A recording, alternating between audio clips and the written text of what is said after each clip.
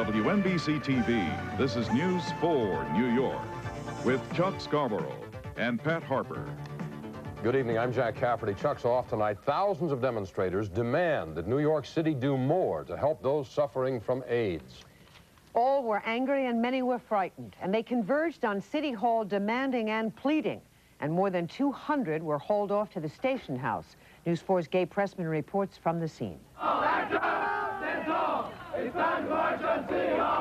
The scene evoked memories of the 60s. Angry demonstrators engaging in civil disobedience. Hundreds of helmeted police, both sides well organized, playing out their roles in a kind of political ballet. Healthcare is a right. Healthcare is a right. It began shortly after 7 a.m. The focus, the east side of City Hall, where Center Street joins historic Park Row. And the #1 target of the estimated 2,500 gay people and their supporters was Mayor Edward Koch. Signs accusing him of not doing enough to meet the AIDS crisis in health care and drug treatment and education programs. And there were personal attacks on the mayor, too.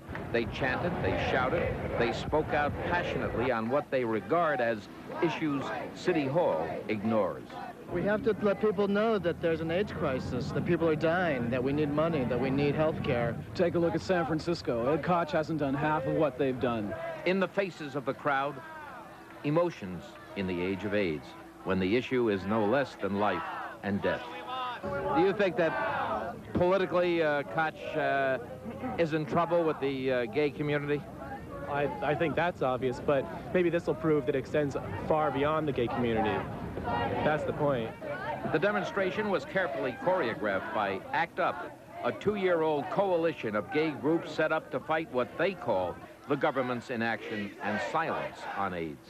They ran into the street in waves, people assigned by the leaders to separate groups identified as the pink team, the green team, and others. They had decided ahead of time who would be arrested and when. Several times, Park Row was tied up in both directions. Incoming Brooklyn Bridge traffic halted. I'm going to be late for work, you know. But, well, I think they have the right to protest. I'm a lab tech. I take care of AIDS patients, so they should let me pass and go do my work.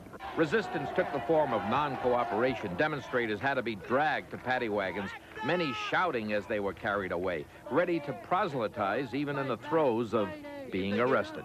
Do you think you've really accomplished a great deal?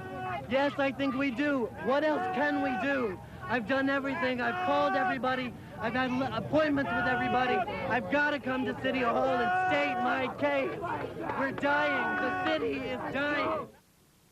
Police told us this evening that exactly 200 demonstrators were arrested. In a statement, Mayor Koch said he understood the demonstrators' anger, and though they attacked him, in the mayor's words, I bear them no grudge.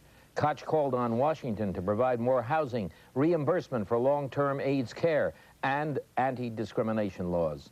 And also today, the Partnership for the Homeless estimated that the number of homeless people with AIDS is between 8 and 11,000.